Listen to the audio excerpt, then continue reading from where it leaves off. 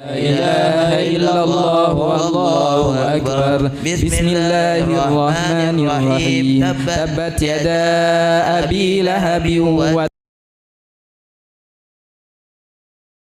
ما كسب سيصلى نارا ذات لهب وامرأته حمالة الحطب في يدها حبل من مسد. الله أكبر. لا إله إلا الله والله أكبر. بسم الله الرحمن الرحيم. قل هو الله أحد الله الصمد لم يلد ولم يولد ولم يكن له كفوا أحد. بسم الله الرحمن الرحيم. قل هو الله أحد الله الصمد لم يلد ولم يولد ولم يكن له كفوا أحد. بسم الله الرحمن الرحيم. قل هو الله أحد الله الصمد لم يلد ولم يولد ولم يكن له كفوا أحد. بسم الله الرحمن الرحيم. قل أعوذ برب الفلق من شر ما خلق ومن شر غاسق إذا وقب ومن شر النفاثات في العقد ومن شر حاسد إذا حسد. الله أكبر. لا إله إلا الله والله أكبر.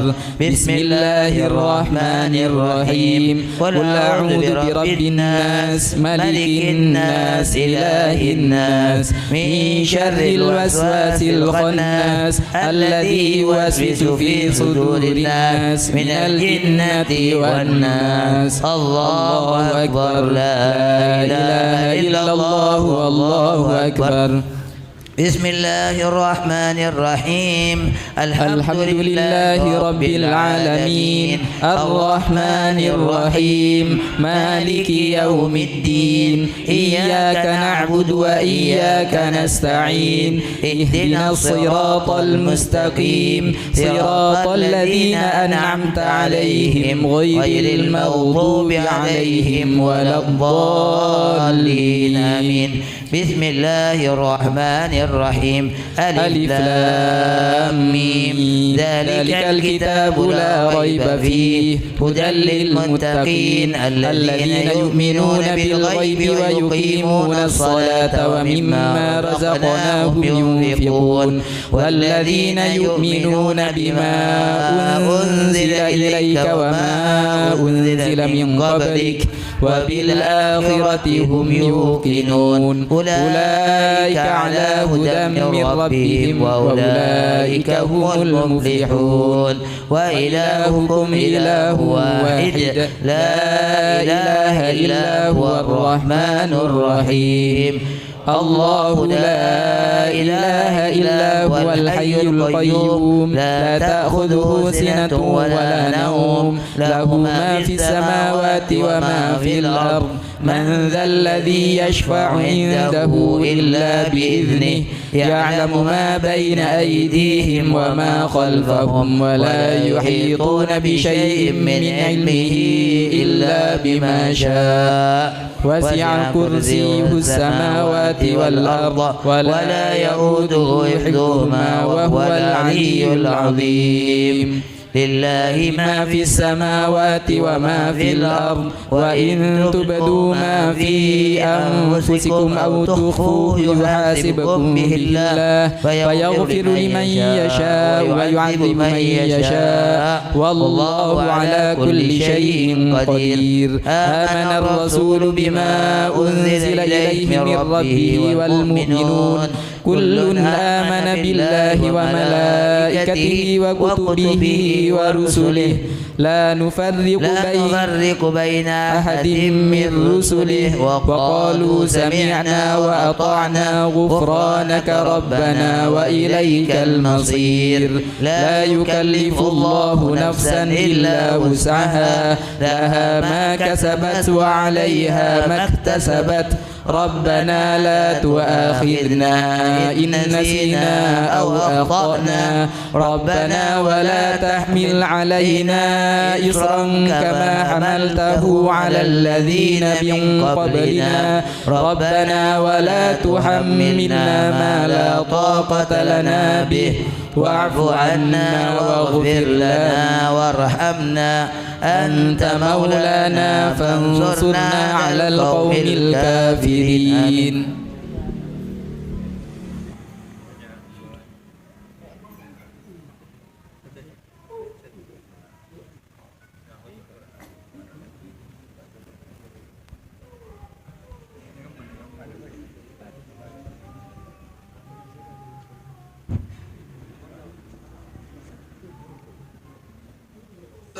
بسم الله الرحمن الرحيم اللهم انفعنا بالقرآن وعمنا بالغفران ووفقنا للإحسان واجمعنا على الإيمان اللهم اجعله لنا نورا وإماما ورحمة اللهم اجعل القرآن العظيم ربيع قلوبنا وجلاء همومنا وشفاء لصدورنا وكاشف كربنا وأحزاننا وكفارة لسيئاتنا وزيادة في أعمالنا وأعمالنا وبركة في أرزاقنا وسعة في أخلاقنا ونور اللهم به بصائرنا وأبصارنا واستعملنا به سرا وعلانية يا كريم اللهم ذكرنا منه ما نسينا وفهمنا منه ما قرأنا وعلمنا منه ما جهلنا وارزقنا تلاوته آناء الليل وأطراف النهار آمين بقيتنا واستعملنا به سرا وعلانية يا كريم آمين اللهم واشف به مرضانا وعافي به مبتلانا آمين وارحم به موتانا وأحيانا وتمم به نعمك علينا آمين واجعله حجة لنا لا حجة علينا آمين وشاهدا لنا ولا شاهدا علينا وانظر برحمتك إلينا وأقبل بوجهك الكريم علينا يا كريم اللهم اجعلنا ممن يهل حلالا ويحرم حراما آمين يا الله متشابهه آمين ويقف عند عجائبه اللهم اجعلنا بحقوق كتابك الكريم العظيم قائمين وعلى تلاوته مداومين وبمعانيه عالمين آمين وبه مؤملين ومن الجفاء له والاستغفاف به والاستهزاء والصد عنه سالمين آمين يا كريم اللهم اجعله لنا في الدنيا قرينا آمين يا الله مونسا شفيعا في الجنة رفيقا ومن النار سترا وحجابا وإلى الخيرات كلها قائدا ودليلا وإلى رضاك وطاعتك موسلا يا رب العالمين يا كريم اللهم وما كان في تلاوتنا هذه أو تلاوة غيرها من خطأ أو نسيان أو زيادة أو نقصان أو تقديم أو تأخير أو سهو أو لهو أو لهو أو لهن أو سوء ظن أو وقوف على غير ما ينبغي أو رياء أو سمعة أو إعجاب وكذلك سائر أعمالنا وتقبلها اللهم بفضلك وتجاوزها عنا بفضلك ومنك وكرمك وإحسانك واكتب ثوابها لنا ولوالدينا وشيخنا ولمعلمينا ولأمواتنا ولجميع المسلمين كما كتبته لعبادك الصالحين وأوليائك المفلحين آمين يا الله واجعلنا صالحين آمين واجعلنا صالحين اللهم واجعلنا صالحين آمين هدينا مهتدين غير ضالين ضالين ولا مضلين آمين برحمتك يا أرحم الراحمين. اللهم وما أنزلت بسبب ثواب قراءتنا هذه أو قراءة غيرها من بركة وغفران وخير ورضوان وقبول وإحسان فاجعله اللهم هدية منا واصلا ورحمة منك منا نازلا وبركة شاملة وصدقة متقبلة. واحدث اللهم بأفضلها وأكملها وأتمها إلى روح سيدنا وحبيبنا وشفيعنا محمد صلى الله عليه وسلم ثم أرواح آبائه وإخوانه من الأنبياء والمرسلين وجميع الصحابة والتابعين اللهم مثل ثواب ذلك مع مزيد برك وإحسانك في صحائفنا وصحائف والدينا ومشايخنا ومعلمينا وأمواتنا ومن حضرنا ومن غاب عنا وجميع المسلمين والمسلمات والمؤمنين والمؤمنات منهم والأموات آمين. أدخل اللهم علينا وعليهم يا كريم في القلوب والقبور والضياء والنور والفسحة والرحمة الواسعة والنور إنك ملك غفور. وهب الله لنا ولكم ولوالدينا ولوالديكم ولجميع المسلمين سوالف الأثام وعصمنا وإياكم وإياهم فيما بقي من الأيام وتقبل منا ومنكم ومنهم الصلاة والقراءة والصدقات والدعاء والحج والصيام وأحلنا وإياكم وإياهم وجميع المسلمين برحمته وعفوه دار السلام. ولا أرانا وإياكم وإياهم قبيحا بعد هذا المقام وتلقاها وتلقاكم وتلقاهم وتلقى ساداتنا وساداتكم وأمواتنا وأمواتكم وأموات المسلمين والإجلال والإكرام والإفضال والإعظام والإنعام. وصلى الله على سيدنا محمد غير الأنام وعلى آله وصحبه الخيرة البررة الكرام وصحبه الظلام أفضل التحية والسلام وسلم تسليما كثيرا والحمد لله رب العالمين. سبحان ربك رب العزة عما يصفون وسلام على المرسلين والحمد لله رب العالمين. Amin. Sebelum dilanjutkan ke doa birrul walidain, diharapkan jamaah untuk bisa lebih maju lagi biar tempatnya bisa cukup untuk yang baru datang. Maju. Yang ada bagian depan maju kan. Awas tapi hati-hati kopinya. Yang sini juga maju. Ada yang masuk ke ruangan sini juga. Hati-hati kopinya biar nggak tumpah. Fadhal Habib Hadi doa birrul walidain. بسم الله الرحمن الرحيم الحمد لله رب العالمين اللهم صل على سيدنا محمد الفاتح لما أغلق الخاتم لما سبق ناصر الحق بالحق والهادي إلى صراطك المستقيم وعلى آله حق قدره ومقداره العظيم. الحمد لله الذي أمرنا بشكر الوالدين والإحسان إليهما وحثنا على اغتنام برهما واصطناع المعروف لديهما وندبنا إلى خفض الجناح من الرحمة لهما إعظاما وإكبارا ووصانا بالترحم عليهما كما ربيانا صغارا. اللهم فارحم والدينا اللهم فارحم والدينا واغفر لهم وارض عنهم رضا تحل به عليهم جوامع رضوانك وتحلهم به دار كرامتك وأمانك ومواطن عفوك وغفرانك وأدر به عليهم لطائف برك وإحسانك اللهم اغفر لهم مغفرة جامعة تمحو بها سالف أوزارهم وسيء إصرارهم، وارحمهم رحمة تنير لهم بها الضجع في قبورهم وتؤمنهم بها يوم الفزع عند نشورهم. اللهم تحنن على ضعفهم كما كانوا على ضعفنا متحننين، وارحم انقطاعهم إليك كما كانوا لنا في حال انقطاعنا إليهم راحمين، وتعطف عليهم كما كانوا علينا في حال صغارنا متعطفين.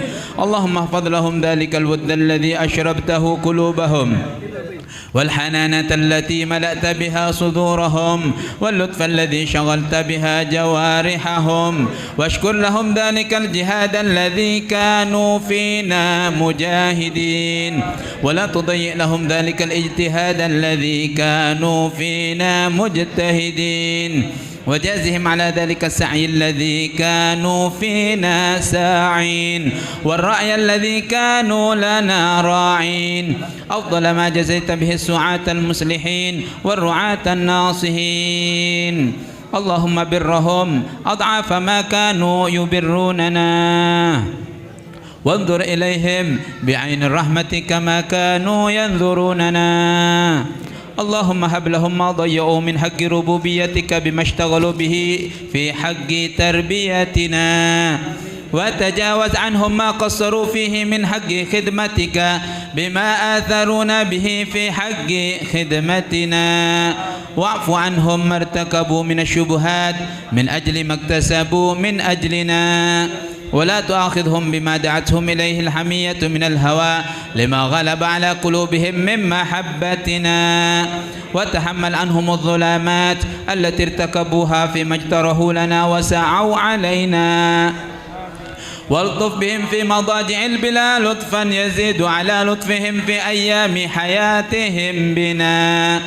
اللهم ما هديتنا له من الطاعات ويسرتنا له من الحسنات ووفقتنا له من القربات، فنسألك اللهم أن تجعل لهم منها حظا ونصيبا، وما اقترفناه من السيئات واكتسبناه من الخطيئات وتحملناه من التبعات، ولا تلحقهم منا بذلك حوبا، ولا تحمل عليهم من ذنوبنا ذنوبا.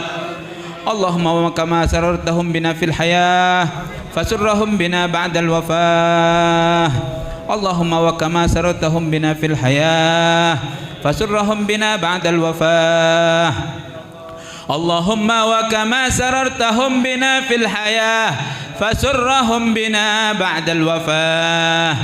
اللهم ولا تبلغهم من أخبارنا ما يسوءهم، ولا تحملهم من أوزارنا ما ينوءهم، ولا تخزهم بنا في عسكر الأموات بما نحدث من المخزيات ونأتي من المنكرات، وسر أرواحهم بأعمالنا في ملتقى الأرواح إذا سر أهل الصلاة بأبناء الصلاة، ولا تكفهم منا على موقف افتضاح بما نجترح من سوء الاجتراح. اللهم وما تلونا من تلاوة فزكيتها، وما صلينا من صلاة فتقبلتها، وما تصدقنا من صدقة فنميتها، وما عملنا من أعمال صالحة فرضيتها، فنسألك اللهم أن تجعل حظهم منها أكبر من حظوظنا، وقسمهم منها أجزل من أقسامنا، وسهمهم من ثوابها أوفر من سهامنا، فإنك وصيتنا ببرهم وندبتنا إلى شكرهم، وأنت أولى بالبر من البارين وأحق بالوصل من المأمورين.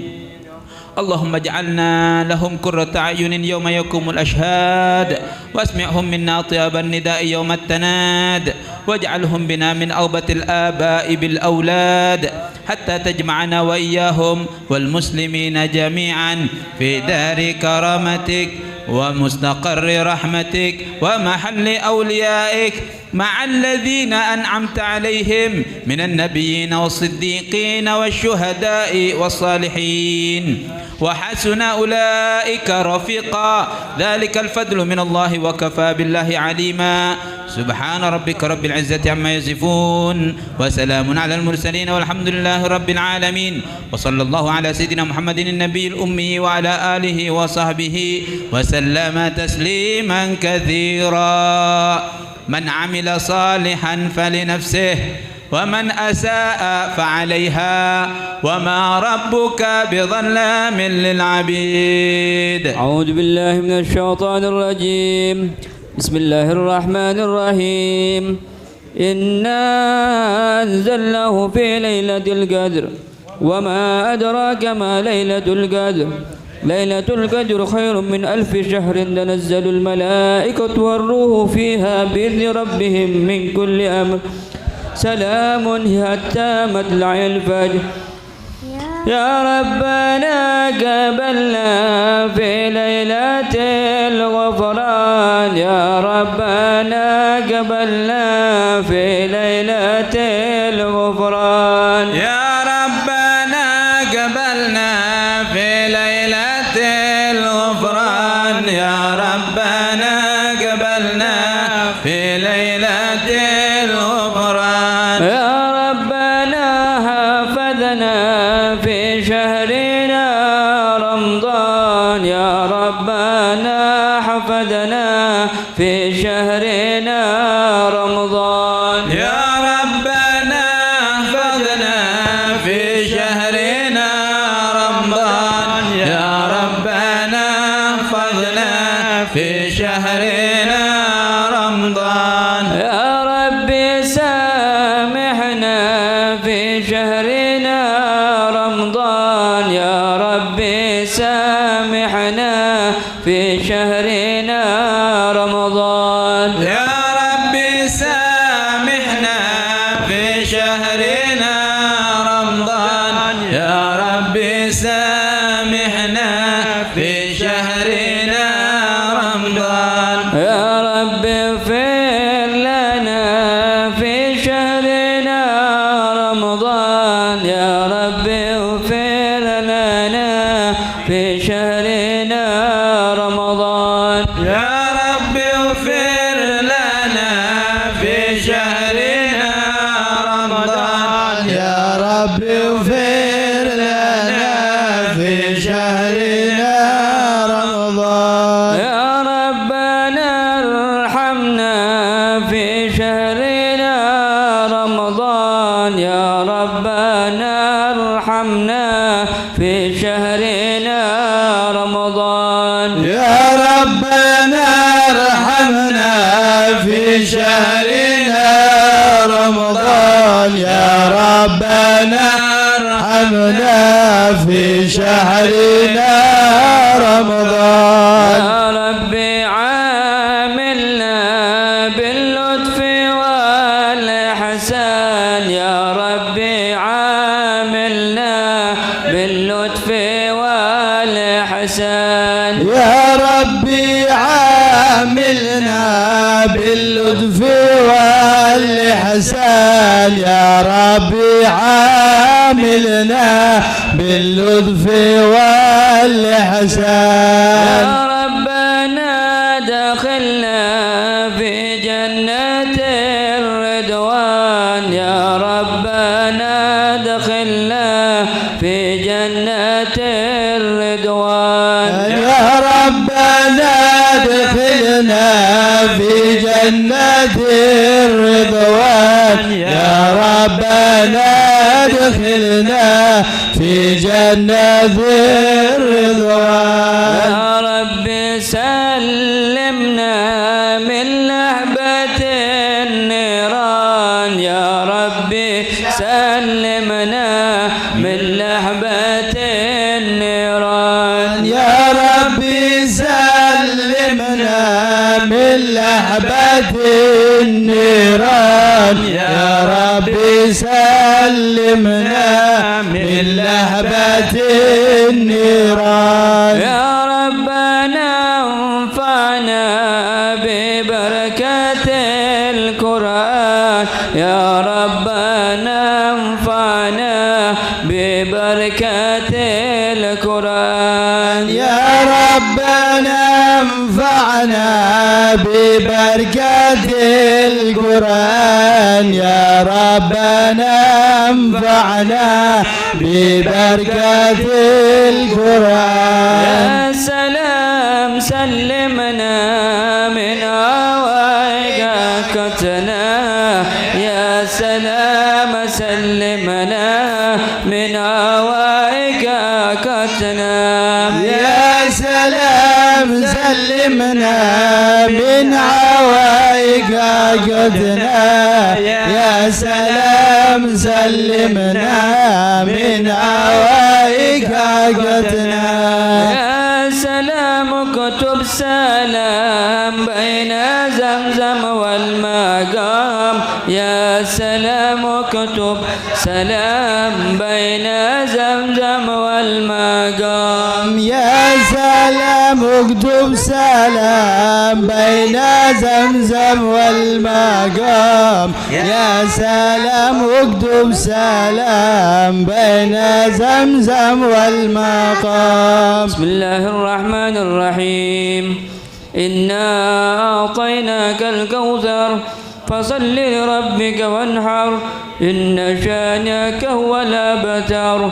يا الله بنا نلتقي عند الحبيب النبي، يا الله بنا نلتقي عند الحبيب النبي، يا الله بنا نلتقي عند الحبيب النبي، يا الله بنا نلتقي عند الحبيب النبي. نرد لحوض النبي الله مع الوالدين، نرد لحوض النبي يا الله مع الوالدين، نرد لحوض النبي يا الله مع الوالدين، نرد لحوض النبي يا الله مع الوالدين. مع أنبيائك أجمعين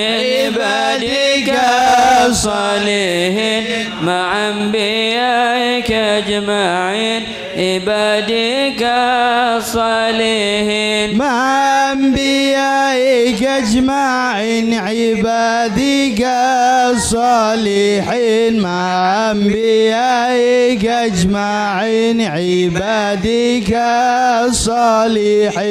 في زمرة أحمد محمد سيد المرسلين، في زمرة أحمد محمد سيد المرسلين، في زمرة أحمد محمد سيد المرسلين، في زمرة أحمد محمد سيد المرسلين. يا ربنا ارحمنا ولا تعذبنا، يا ربنا ارحمنا ولا تعذبنا، يا ربنا ارحمنا ولا تعذبنا، يا ربنا ارحمنا ولا تعذبنا،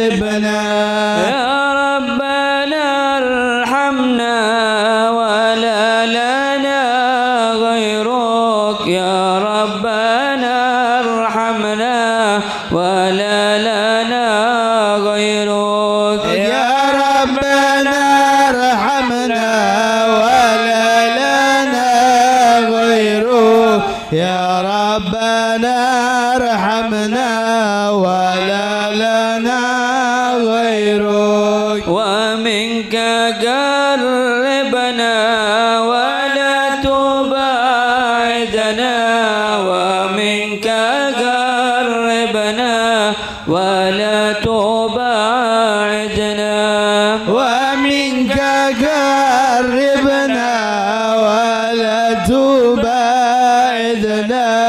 ومنك قربنا ولا تبعدنا. إنا توسلنا بجاه سيدنا سيدنا إنا توسلنا بجاه سيدنا إنا توسلنا بجاه سيدنا إنا توسلنا بجاه سيدنا محمد الهادي عليه صلينا محمد الهادي عليه صلينا محمد الهادي عليه صلينا محمد الهادي عليه صلينا. اذكر الصلاة على النبي. اللهم صل وسلم على سيدنا محمد. بسم الله الرحمن الرحيم. السلام عليكم ورحمة الله وبركاته. الحمد لله والصلاة والسلام على سيدنا رسول الله سيدنا ومولانا محمد بن عبد الله وعلى آله وصحبه ومن والاه ولا حول ولا قوة إلا بالله. رب اشرح لي صدري ويسر لي أمري واحلل عقدة من لساني يفقهوا قولي. أما بعد. Yang kami muliakan para asatidz, para ulama, tokoh masyarakat, yang kami muliakan guru-guru kami, aba'ana al-izza, hadirin jamaah sekalian yang dirahmati Allah Subhanahu wa taala. Alhamdulillah, Allah Subhanahu wa taala menakdirkan kita di malam yang sangat mulia ini, malam 29 dari bulan Ramadan, di satu majlis yang juga sangat mulia, yakni majlis khatmil Quran. Alhamdulillah, kemuliaan demi kemuliaan Allah berikan kepada kita pada malam hari ini. InsyaAllah barokahnya khatmul Quran ini segala hajat kita dikabulkan oleh Allah. Harapan-harapan kita InsyaAllah menjadi kenyataan semuanya.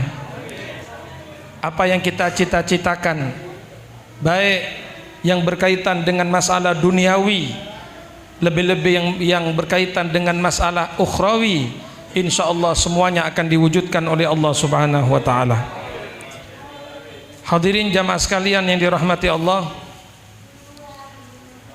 dalam satu riwayat Nabi kita Muhammad sallallahu alaihi wasallam bersabda, afdalu ibadati ummati tilawatul Quran, atau kama qala, paling utamanya amalan umatku adalah membaca Al-Quran.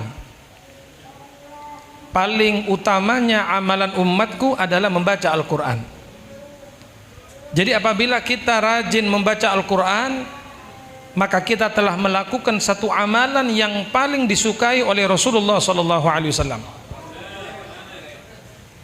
Ditambah lagi dengan hadis yang lain, di mana baginda Rasulullah SAW menerangkan tentang keutamaan membaca Al-Quran, di mana beliau mengatakan bahwasanya satu huruf yang kita baca dari Al-Quran itu akan bernilai satu hasanah, dan satu hasanah akan dilipat gandakan menjadi 10. Bahkan beliau lebih memperjelas, saya tidak mengatakan, kata Nabi, alif lam mim itu satu huruf, tetapi alif huruf, lam itu huruf, mim itu huruf. Jadi apabila kita membaca alif lam mim, di situ ada berapa huruf? Dikalikan 10. Kita membaca bismillahirrahmanirrahim, ada 19 huruf, dikalikan 10, mendapat 190 hasanah. Kalau kita membaca suratul Fatihah, ada 156 atau 155 huruf, dikalikan 10, berapa yang kita dapatkan? Kita membaca Al-Quran dari awal sampai akhir, berapa huruf yang kita baca dan berapa banyak pahala yang Allah berikan kepada kita, alhamdulillah. Bersyukur kita kepada Allah. Dan yakinlah para jamaah sekalian, kita akan menjadi mulia berkatnya Al-Quran. Innallaha yarfa'u bihadzal kitab aqwaman wa yada'u bihi akharin. Sesungguhnya Allah akan mengangkat dengan Al-Quran sebagian kaum, dan Allah akan merendahkan dengan sebab Al-Quran juga kaum yang lain. Artinya kalau kita memuliakan Al-Quran, mengagungkan Al-Quran, membaca Al-Quran, memahami makna Al-Quran, maka kita akan dimuliakan. Tapi kalau kita merendahkan Al-Quran, menghina Al-Quran, bahkan kadang-kadang Al-Quran dibuat main-main, hati-hati. Laisa bil hazl. Hadirin, Al-Quran bukan untuk main-main. Kalau mau bercanda, bercanda dengan yang lain. Akeja selain, jangan sampai akeja membawa ayat-ayat Al-Quran, tidak boleh. Laisa bil hazl, kata Allah. Al-Quran bukan untuk main-main. Kadang-kadang saya sering melihat ya di medsos itu, demi konten, lalu orang membaca Quran, dibuat salah bacaannya, nanti orang tertawa supaya dia mendapat ini, mendapat itu. La haula wala quwata illa billah. Mun akeja selain, hadirin. Akeja selain, akeja Al-Quran. Jangan dibuat guyonan Al-Quran itu. Laisa bil hazl, kata Allah. Al-Quran kak dinto. Bukan main-main. Lau anzalna hadzal Qur'ana ala jabalin la ra'aitahu khashi'an mutasaddian min khasyatillah. Kalau kami turunkan Al-Quran kepada gunung, maka gunung yang kuat, yang kokoh itu akan hancur berantakan. Karena besarnya Al-Quran, karena agungnya firman-firman Allah. Nabi kita Muhammad SAW ketika turun wahyu, turun Al-Quran kepada beliau di musim yang sangat dingin, maka keluar keringat Rasulullah. Apa neluan kanjeng Nabi Muhammad di musim dingin di Mekah, di Madinah seperti apa? Dingin sekali. Tapi ketika turun Al-Quran kepada beliau, berkeringat tubuh Nabi kita Muhammad SAW. Bukan main-main, hadirin. Jadi tolonglah bikin konten-konten yang bermanfaat. Jangan main-main dengan firman-firman Allah Subhanahu wa taala. Bahkan apabila kita melihat dalam kitab Sulamut Taufik yang dikarang oleh Al-Imam Al-Habib Abdullah bin Husin bin Tahir, kalau ada orang mempermainkan Al-Quran walau satu huruf saja, mempermainkan dengan tujuan menghina Al-Quran, kafir orang itu, murtad. Nggak bisa dibuat main-main Al-Quran, Masya Allah. Bahkan antum tahu Al-Quran itu sebetulnya tidak mungkin bisa kita baca. Al-Quran itu hakikatnya begitu mulianya Al-Quran, tidak ada lesan kita yang mampu membaca Al-Quran, tidak ada. Tetapi berkat Nabi Muhammad, berkat Quran turun kepada Rasulullah, lalu Rasulullah yang membaca kepada para sahabat, Rasulullah yang dengan lesan mulianya membaca Al-Quran, maka kita menjadi mudah membaca Al-Quran. Kita jadi gampang membaca Al-Quran. Hakikatnya kata ulama, tidak ada seorang pun yang bisa membaca Al-Quran karena begitu mulianya, begitu beratnya itu firman-firman Allah, kalau bukan karena Nabi Muhammad SAW. Maka berkat Rasulullah yang membaca Al-Quran, menyampaikan kepada para sahabat, dan terus jalan-jalan sampai kepada kita, maka kita menjadi gampang, menjadi mudah membaca Al-Quran. Coba para jamaah sekalian, misalnya ada aturan begini, yang berbohong langsung lesannya tidak bisa baca Quran, maka mungkin kita semua tidak bisa. Kenapa? Karena berapa kali kita berbohong. Kalau seandainya ada aturan, siapa yang ngerasani saudaranya, menggunjing saudaranya, seasan-rasan datang kena, lidahnya menjadi kaku, mungkin lidah kita semua menjadi kaku. Kenapa? Karena kita sering ngerasani orang, kita sering menggunjing saudara kita sering mengungkap aib orang lain. Tetapi Masya Allah, sekali lagi berkatnya Nabi Muhammad, walaupun lesan kita berapa kali berbohong, lesan kita berapa kali ribah, tetapi tetap kita bisa membaca firman-firman Allah, kita bisa membaca kalamullah al-azim. Ini satu kemuliaan. Jadi sekali lagi, Allah akan mengangkat derajat seseorang dengan Al-Quran, tapi Allah juga akan merendahkan seseorang kalau dia tidak menghormati Al-Quranul Karim. Jangan dibuat guyonan, cek keje Al-Quranul Karim. Hadirin yang dirahmati Allah Subhanahu wa ta'ala, Al-Quran Kak Dinto tidak hanya sekedar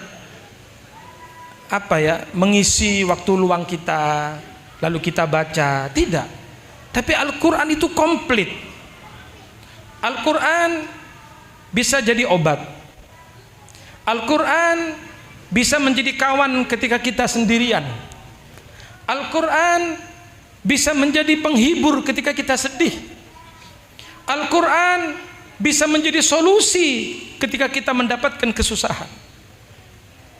Makanya Al-Habib Ali bin Muhammad Al-Habsyi mengatakan, ata'ajjab liman qala bi hammun wa bi ghammun wa indahul Quran. Kata Habib Ali bin Muhammad Al-Habsyi yang ngarang Maulid Simtud Duror, aku ini heran kalau ada orang mengatakan saya sumpek, engkau petengen cetak, engkau sompek, engkau susah, padahal dia punya Al-Quran. Ada Quran di lemarinya, ada Quran di musola, ada Quran di masjid, ada Quran di HP kita semua. Artinya ketika kita mengatakan saya sumpek, saya susah, engkau rodek pekeran, berarti memang kita tidak membaca Al-Quran. Kita jarang membaca Al-Quran. Jangan bohong, jangan dusta. Allah oning, Allah maha tahu apa yang kita lakukan. Kenapa kita jarang membaca firman-firman Allah? Kenapa kita jarang membaca Al-Quran? Kalau kita mendapat WhatsApp, mendapat chattingan dari perempuan yang kita cintai, maka kita akan membaca terus. Pagi dibaca lagi, isinya pakun, isinya tetap. Siang dibaca lagi surat cinta tadi, mau tidur dibaca lagi. Kenapa? Karena kita senang. Kita senang dapat surat cinta dari orang yang kita cintai. Padahal itu semuanya batil. Pacaran, laki bini, chatting-chattingan, haram, batil, perkara yang batil. Tapi kenapa senang? Senang oleh surat. Senang ketika dapat WhatsApp dari perempuan yang dicintainya. Padahal itu semuanya batil. Lalu kenapa kata ulama, ketika kita dapat surat cinta dari Allah, yaitu firman-firmannya, kita tidak baca itu Al-Quran. Dikirim oleh Allah surat cinta kepada kita, ada suratul Fatihah, ada suratul Baqarah, ada surat Ali Imran, tapi kita nggak membacanya. Rugi sekali orang yang tidak memaksimalkan untuk membaca firman-firman Allah Subhanahu wa ta'ala. Lihat Al-Imam Syafi'i, lihat Al-Imam Abu Hanifah. Beliau adalah contoh orang mukmin, la yashba' minal Quran. Orang yang di hatinya ada keimanan itu tidak akan kenyang dari Al-Quran, kurang terus. Tak apa ngerasa cukup. Ngaji lagi, baca lagi. Maka dikatakan Imam Syafi'i dan Imam Abu Hanifah, satu hari satu kali hataman Al-Quran. Saare satu kali hataman. Kalau datang Ramadan ditambah 2 kali, jadi satu hari 2 kali hataman. Khatma bil lail wa khatma bin nahar. Kalau Ramadan 30 hari, maka Imam Syafi'i hatam 60 Al-Quran.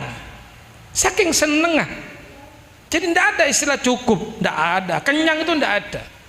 Al-mu'min la yashba' minal Quran. Orang mukmin tidak akan kenyang dari Al-Quran. Terus kurang, haus, lapar dari Al-Quran, sehingga dia tidak berhenti untuk membaca firman-firman Allah Subhanahu wa ta'ala. Yakinlah, percayalah hadirin yang dirahmati Allah, setiap majelis Al-Quran yang kita hadiri seperti ini, insya Allah akan membawa kita ke derajat yang mulia. Amin.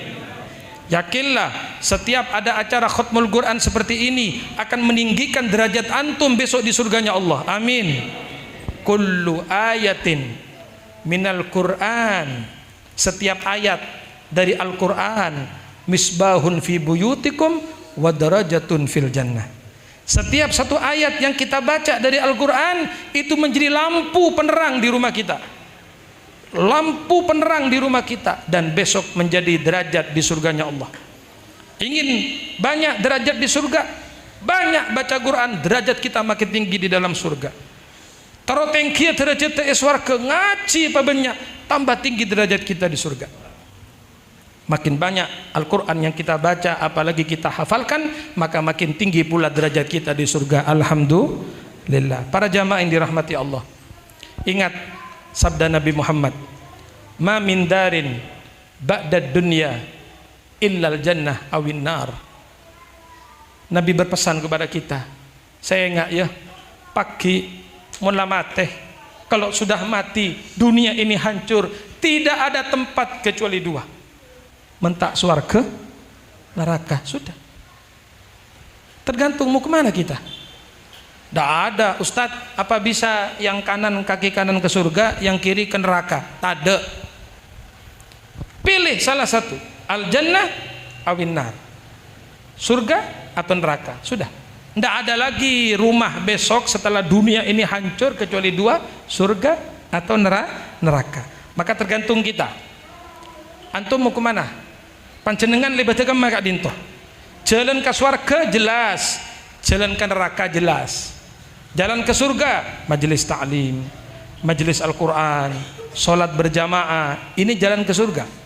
Jalan ke neraka juga jelas, berzina, na'udzubillah, minum khamr, ala kutusah, ala maksiat, durhaka kepada orang tua, itu jalan ke neraka. Nah, jadi kita pilih. Nah, insya Allah kalau orang cerdas, dia akan memilih jalan menuju surga. Nah, insya Allah majelis yang kita hadiri malam ini termasuk salah satu jalan yang mengantarkan kita ke dalam surganya Allah. Amin amin ya rabbal alamin. Tidak hanya kita, tetapi anak dan keluarga kita semuanya, anak kita, cucu kita, istri kita, semua keluarga kita, insya Allah kita bawa mereka semuanya ke dalam surga Allah subhanahu wa ta'ala. Amin amin ya rabbal alamin. Mudah-mudahan Allah memberikan berkah kepada kita.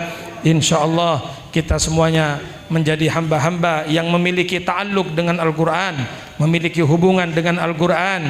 Insya Allah semua akan dimuliakan bi barakatil Quran, semua akan mendapat derajat yang mulia bi barakatil Quran. Insya Allah rezekinya lancar kabeh, amin.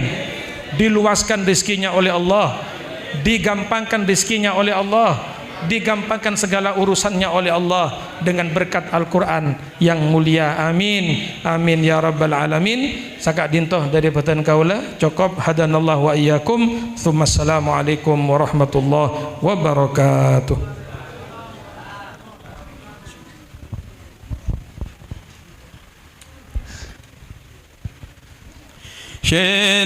Shalillah ya Ramadan, Shalillah ya Ramadan, Shalillah ya Ramadan, بالقبول والغفران. Shalillah ya Ramadan, Shalillah ya Ramadan, Shalillah ya Ramadan, بالقبول والغفران. يا حنان يا منان يا قديم الإحسان، بحر جودك مليان، جد لنا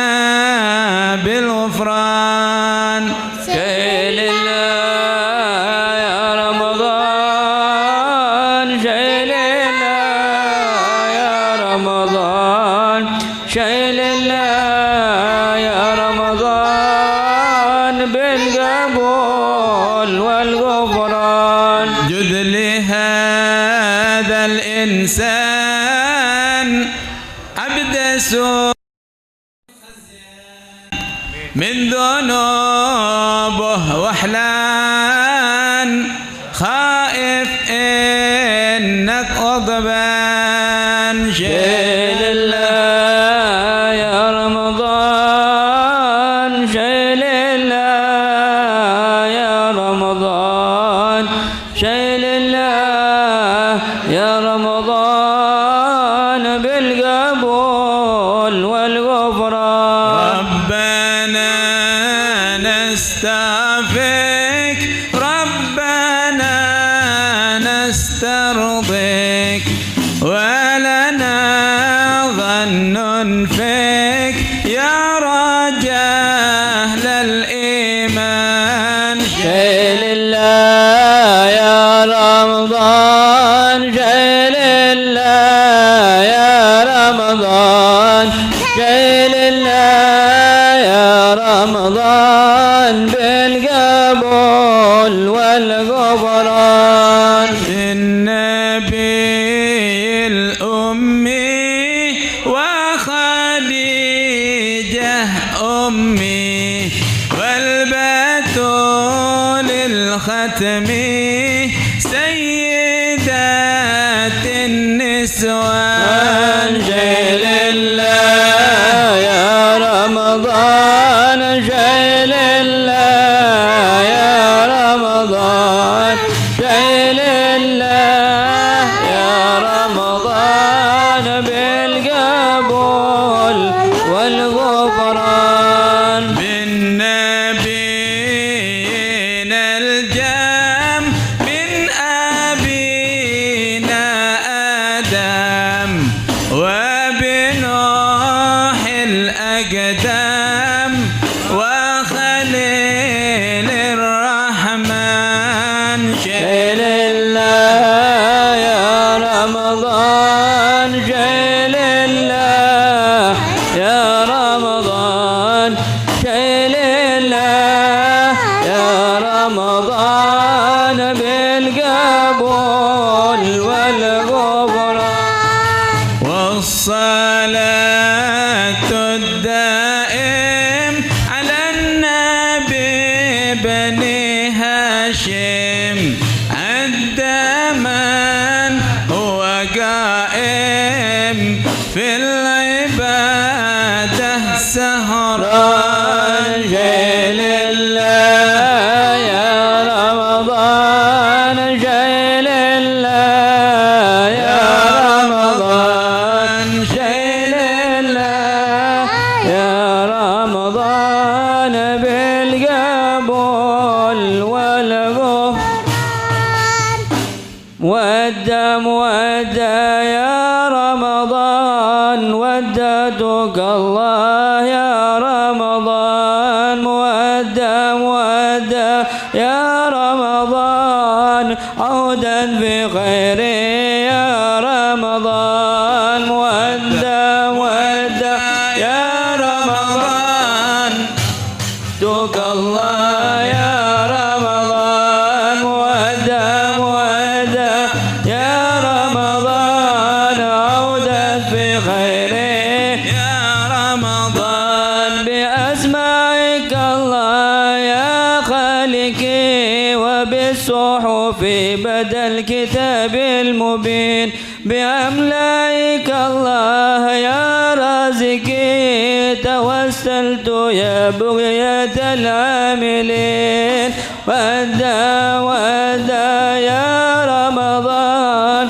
وددك الله يا رمضان مودة مودة يا رمضان عودت في خير يا رمضان وبالأولياء وأسرارهم وبأهل الشريعة وأهل اليقين تفضل بغفران كل الذنوب نكن جميعا من الفائزين مودة مودة يا رمضان وددك الله يا رمضان مودة مودة يا رمضان عودت بخير يا رمضان وجد بالرضا وجزل العطاء واشمل به جملة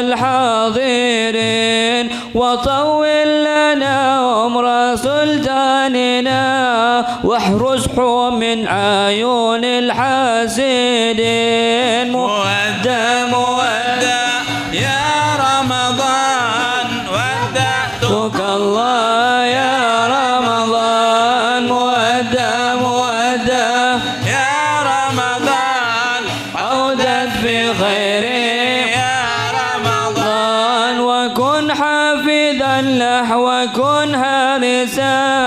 وكن ناصرا له وكن له معين وعامله باللطف في أهواله مع حسن الدنيا وإكمال الدين. مودة يا رمضان وددتك الله يا رمضان مودة يا رمضان أودت في خير يا رمضان وأصلحه يا ربي في أفعاله وأصلح بأفعاله المسلمين فأنت الرؤوف الكريم الرحيم ولا يدرك كثرة السائلين. مودة يا رمضان وددتك الله يا رمضان مودة يا رمضان أودت بخير يا رمضان حزينك بالجود لا تنتهي لكثرة عطاياك للراغبين وصلوات الله يا ذا العلا على المصطفى كل وقت وحين. مودة يا رمضان وددتك الله يا رمضان مودة يا رمضان أودت في خير يا رمضان. يا أرحم الراحمين يا أرحم الراحمين يا أرحم الراحمين فرج على المسلمين يا أرحم الراحمين يا أرحم الراحمين يا أرحم الراحمين فرج على المسلمين يا ربنا يا كريم يا ربنا يا رحيم أنت الجواد الحليم وأنت نعم المعين يا أرحم الراحمين يا أرحم الراحمين يا أرحم الراحمين فرج على المسلمين المسلمين يا ربنا يا مجيب أنت السميع القريب ضاق الواسع الرهيب فانظر إلى المؤمنين يا أرحم الراحمين يا أرحم الراحمين يا أرحم الراحمين فرج على المسلمين يزيل للمنكرات يقيم للصلوات يأمر بالصالحات محب للصالحين يا أرحم الراحمين يا أرحم الراحمين يا أرحم الراحمين فرج على المسلمين بجاه طه الرسول جد ربنا بالقبول وهب لنا كل سؤال ربي استجب لي امين يا ارحم الراحمين يا ارحم الراحمين يا ارحم الراحمين فرج عن المسلمين ثم الصلاة والسلام السلام على شفيع الأنام والآل لهم الكرام والصحب والتابعين يا أرحم الراحمين يا أرحم الراحمين يا أرحم الراحمين فرج على المسلمين.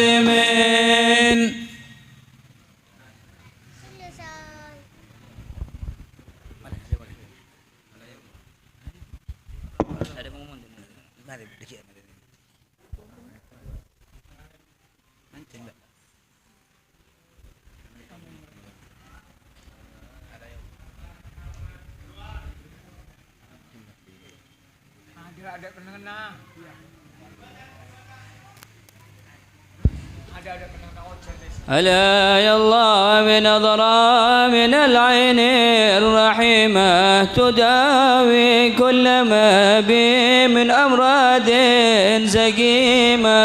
ألا يا الله بنظرة من العين الرحيمة تداوي كل ما به من أمراض سقيمة. ألا يا صا لا تجزى وتجر وسلم للمقادير كي تحمد وتؤجر. ألا يا الله بنظرة من العين الرحيمة تداوي كل ما به من أمراض سقيمة. وكن ردي بما قدر المولى ودبر ولا تسخط قد الله رب العرش الأكبر. ألا يا الله بنظرة من العين الرحيمة تداوي كل ما به من أمراض سقيمة. وكن صابر وشاكر. ألا يا الله بنظرة كن فائز وظافر. ألا يا الله بنظرة ومن أهل السرائر. ألا يا الله بنظرة رجال الله من كل ذي قلب منور مصفى من جميع الدنس طيب مطهر. ألا يا الله بنظرة من العين الرحيمة تداوي كل ما به من أمراض سقيمة. ودي دنيا دنيا حوادثها كثيرة وعيشتها حقيرة ومدتها قصيرة. ألا يا الله بنظرة من العين الرحيمة تداوي كل ما به من أمراض سقيمة. ولا يحرص عليها سوى عمل بزيرة عديم الأقل لو كان يقل كان أفقر. ألا يا الله بنظرة من العين الرحيمة تداوي كل ما به من أمراض سقيمة. تفكر في فناها. ألا يا الله بنظرة وفي كثرة عناها. ألا يا الله بنظرة وفي قله غناها.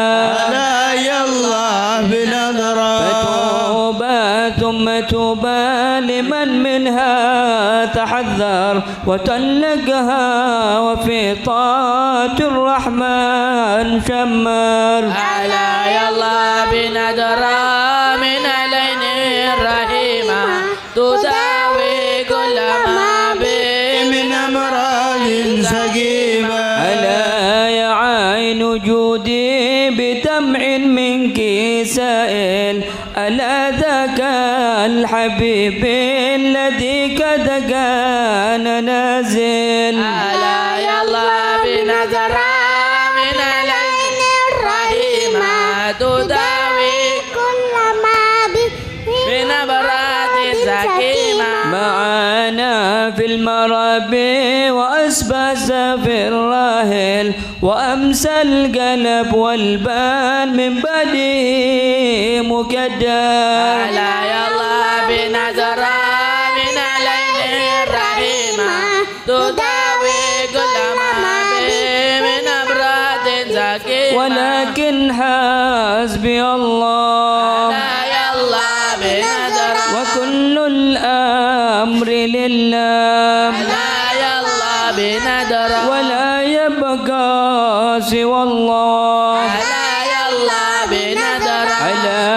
بشار جادت سحائب رحمة البر وحياهم بروح رضا ربي وبشار ألا يلا بنظرة من العين الرحيمة تداوي كل ما به من أمراض زكيمة سكينة بها ساداتنا والشيوخ العارفون وأهلنا وحباب قلبي نازلون لا يلا بنظرة من العين الرحيمة تداوي كل ما به من أمراض زكيمة ومن هم في سرائر فؤاد قاتلون بساهة تربها من زكي المسك عطار ألا يلا بنظرة من العين الرحيمة تداوي كل ما به من أمراض سقيمة منازل خير سادة ألا يلا بنظرة لكل الناس قادة ألا يلا بنظرة محبتهم سعادة ألا يلا بنظرة ألا يا بخت من زارهم بصدق واندار إليهم موتني كل مطلوب تيسر ألا يا الله بنظرة من العين الرحيمة تداوي كل ما به من أمراض سقيمة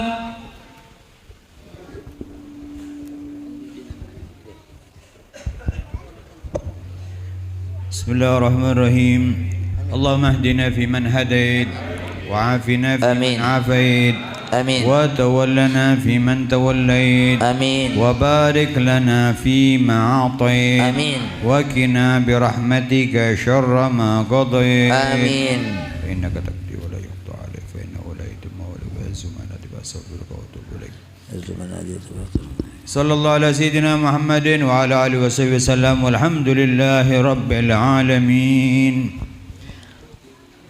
آمين آمين آمين بسم الله الرحمن الرحيم اللهم إنا نسألك رضاك والجنة ونعوذ بك من النار آمين. اللهم إنا نسألك رضاك والجنة ونعوذ بك من النار اللهم إنا نسألك رضاك والجنة ونعوذ بك من سخطك والنار آمين. اللهم تقبل منا صلاتنا وصيامنا وقيامنا وقراءتنا وركوعنا وسجودنا وتحليلنا وتسبيحنا وتضرعنا ولا تضرب بها وجوهنا وإلهنا يا إله العالمين ويا خير الناصرين برحمتك يا أرحم الراحمين وصلى الله على سيدنا محمد وعلى آله وصحبه وسلم بفضله سبحان ربك رب العزة عما يصفون وسلام على المرسلين والحمد لله رب العالمين ببركة الفاتحة. أعوذ بالله من الشيطان الرجيم بسم الله الرحمن الرحيم الحمد لله رب العالمين الرحمن الرحيم مالك يوم الدين